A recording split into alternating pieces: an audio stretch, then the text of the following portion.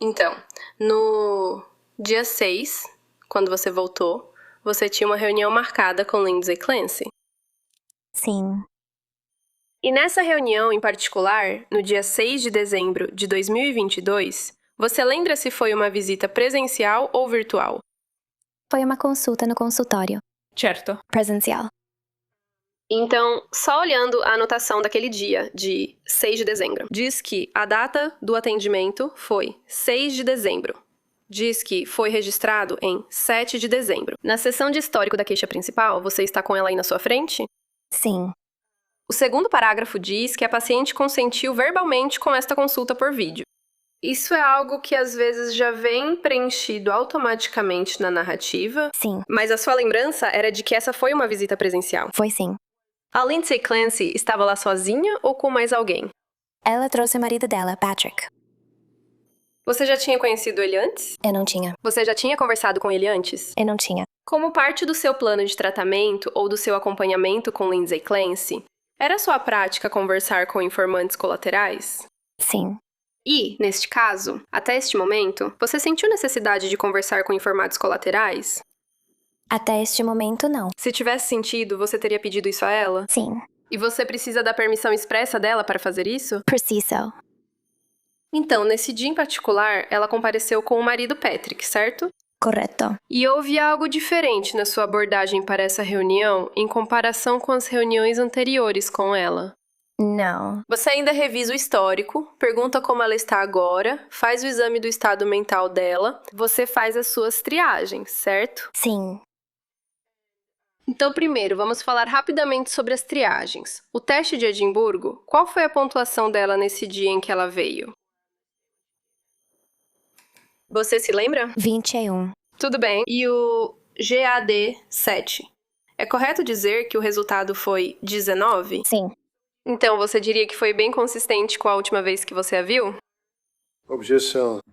Qual é a objeção? Minha objeção é que isso não está certo. Ela agora tem 21 na escala de Edimburgo. O depoimento anterior não chegava nem perto de 21.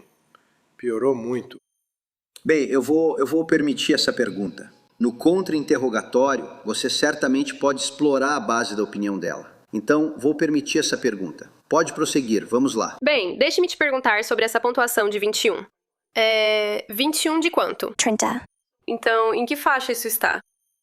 Moderado. Grave. Ok. E no seu encontro anterior com ela, ou na sua teleconsulta de 29 de novembro, você relatou que a pontuação foi 17. E isso é moderado. Moderado, isso. E então, no GAD 7, nesse dia específico, em 6 de dezembro, foi 19, certo? Sim. E na visita anterior foi 14. Sim. Certo. Então, até onde? Suas observações sobre ela em 6 de dezembro.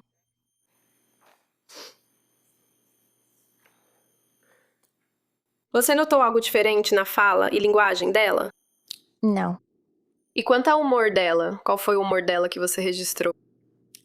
Ansiosa. E o afeto, podemos dizer que estava consistente com o humor, ou seja, ansiosa, certo? Sim. E o processo de pensamento. O processo de pensamento era linear e direcionado a objetivos. E o conteúdo do pensamento. Ela indicou para você se estava tendo alguma alucinação auditiva ou visual? Não. Algum delírio? Não. Alguma ideação suicida, plano ou intenção? Não.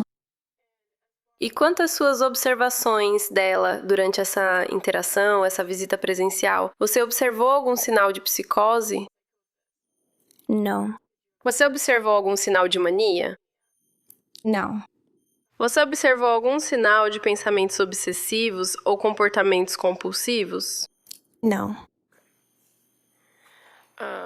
Agora, quando você se encontrou com Lindsay e Patrick em 6 de dezembro, ela ou eles relataram por que Patrick estava lá?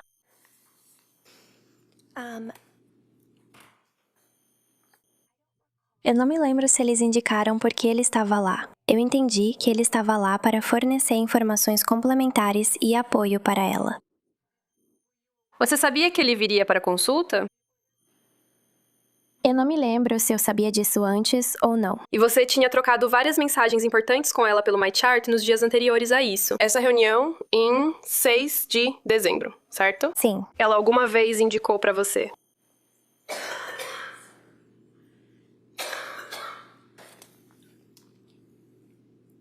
Tudo bem. Ela alguma vez indicou para você nessas mensagens que queria levá-lo junto em uma das visitas?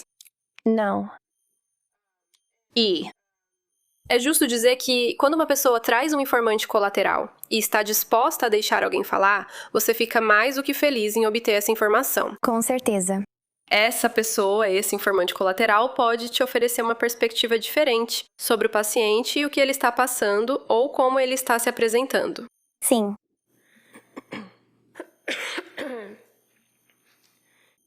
Nessa reunião, ou visitador, dia 6 de dezembro. Ela te relatou alguma mudança no sono ou uma preocupação significativa com o sono? Eu teria que revisar a anotação. O que eu me lembro é que o sono realmente não tinha melhorado muito. Além de conseguir algumas horas, acordar no meio da noite, talvez conseguir juntar mais um pouco de tempo. E é justo dizer que houve uma conversa para voltar e falar sobre isso.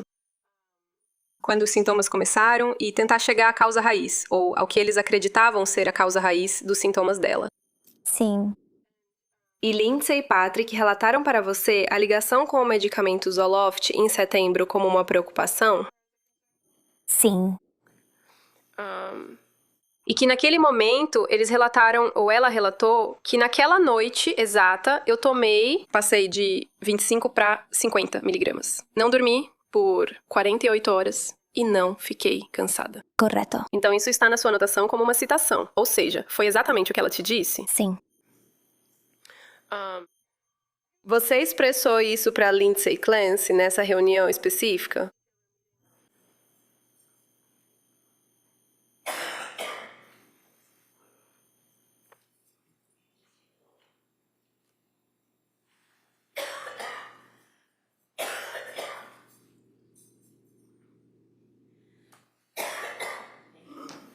Sim. Você expressou para a senhorita Clancy suas impressões sobre o diagnóstico dela com base em suas interações ao longo das últimas semanas? Sim, eu expressei. E o que foi? Eu conversei com ela e com o marido dela sobre a possibilidade de um transtorno bipolar subjacente. Baseei isso em vários fatores. Um deles era que ela tinha o que chamamos de uma resposta ativadora ao Zoloft.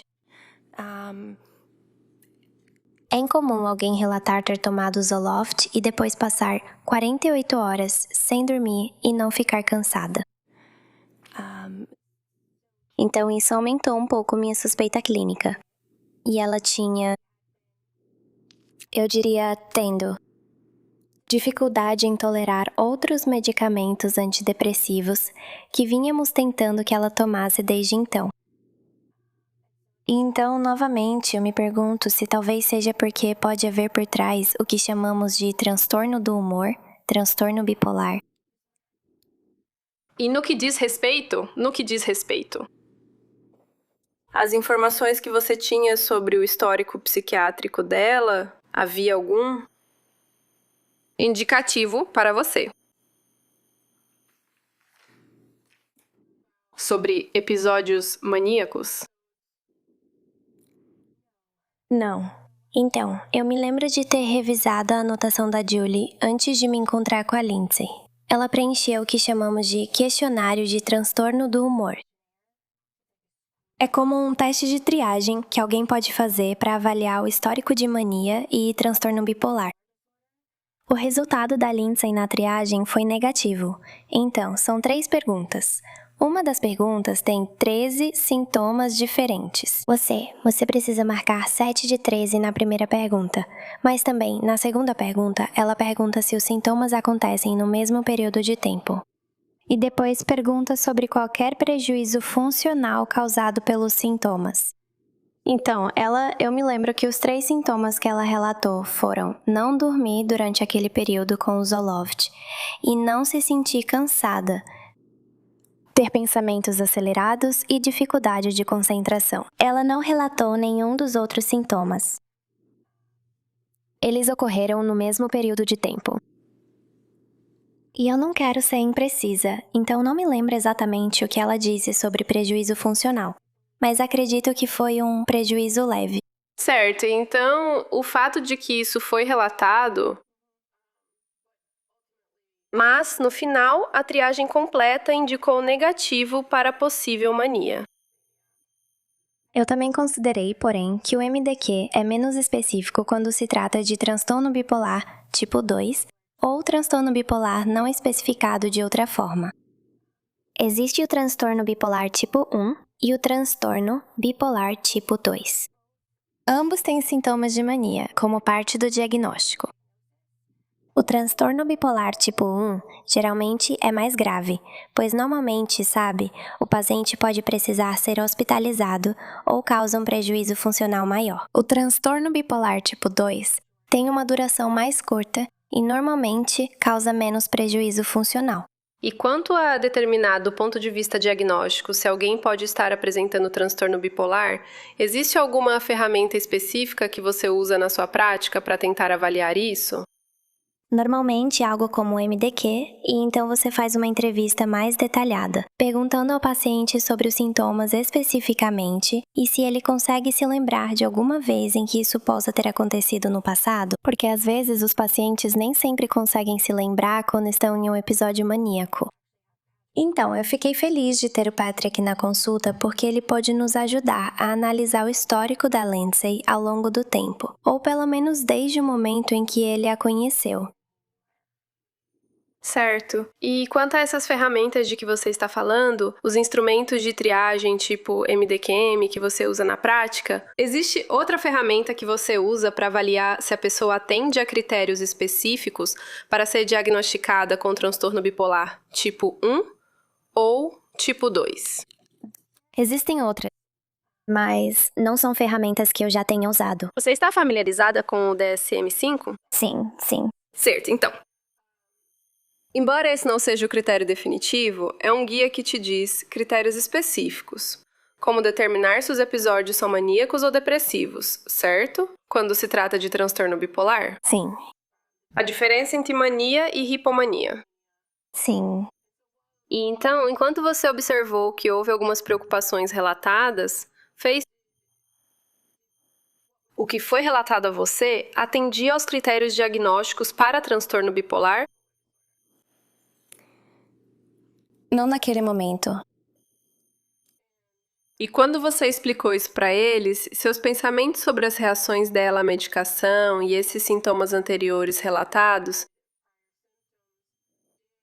Patrick e Lindsay pareceram receptivos ao seu diagnóstico? Eu me lembro de Patrick dizendo, minha esposa não é bipolar. Lindsay olhou para mim. Ela não disse nada. Tudo bem. E foi essa a primeira vez nessa reunião de 6 de dezembro em que você abordou esse assunto, ou mencionou isso? Sim.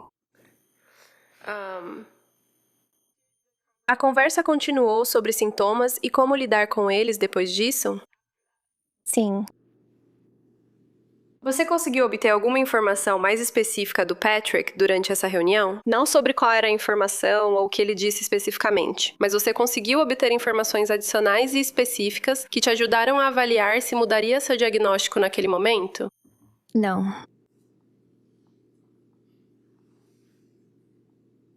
E ainda havia preocupações, naquela reunião em particular, de que o foco era a dificuldade para dormir e o potencial para dependência? Sim.